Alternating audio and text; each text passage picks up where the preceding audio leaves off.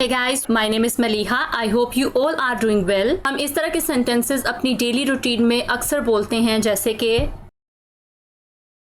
मुझे सांस लेने में दुश्वारी हो रही है, या मुझे सांस लेने में मुश्किल हो रही है, या परेशानी हो रही है। उससे चलने में दुश्वारी हो रही है, या प्रॉब्लम हो रही है, परेशानी हो रही है, या मुश्किल पेश आ रही है। मुझे यहाँ काम करने में दुश्वारी हो रही है। कहीं आप ऐसी जगह पे काम कर रहे हैं जहाँ पे बहुत ज़्यादा नॉइस है और आपको वहाँ पे काम करने में मुश्किल या परेशानी पेश आ रही है या दुश्वारी हो रही है, तो आप इस तरह का सेंटेंस वहाँ पे बोलते हैं कि मुझे यहाँ पे काम करने में दुश्वारी हो रही है। मुझे खाना खाने में दुश्वारी हो रही है, या मुश्किल हो रही है, परेशानी हो रही है। किसी का गला ख़राब है, सोर थ्रोट हो गए हैं, या टॉन्सिल्स हो गए हैं, या कुछ भी ऐसा प्रॉब्लम हुआ है जिसकी वजह से खाना खाने में मुश्किल या परेशानी पेश आ रही है, तो वहाँ पे आप इस तरह के सेंटेंसेस बोलते हैं।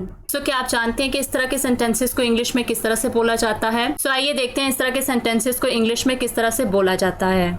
इस तरह के सेंटेंसेस को बनाने का रूल है, जब इस तरह के सेंटेंसेस हम प्रेजेंट में बनाएंगे तो सबसे पहले आएगा सब्जेक्ट, देन उसके बाद helping verb is, am, are, उसके बाद आएगा हैविंग, उसके बाद आएगा ट्रबल, और उसके बाद जो सेकंड वर्ब आएगी उस वर्ब के साथ हम आईएनजी लगाएंगे। उसके बाद सेंटेंस का जो भी ऑब्जेक्टिव पार्ट है और अदर वर्ड्स है वो हम लिखेंगे। और इसी तरह के सेंटेंसेस जब हम पास्ट में बनाएंगे तो उसका रूल है, सबसे पहले आएगा सब्जेक्ट, उसके बाद हेल्पिंग वर्ब वाज या वर, उसके बाद आएगा हैविंग, उसके बाद ट्रबल, उसके बाद जो भी सेकंड वर्ब आएगी उस वर्ब के साथ हम आईएनजी लिखेंगे, और देन सेंटेंस का जो भी ऑब्जेक्टिव पार्ट है और अदर वर्ड्स हैं वो हम लिखेंगे।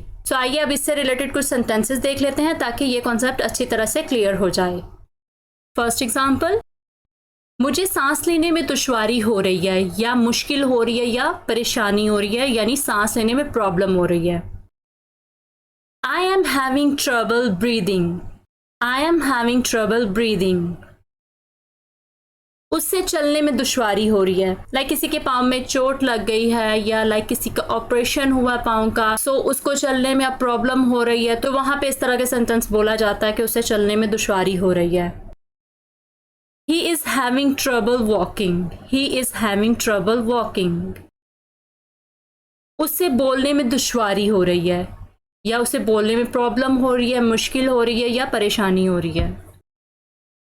She is having trouble speaking. She is having trouble speaking.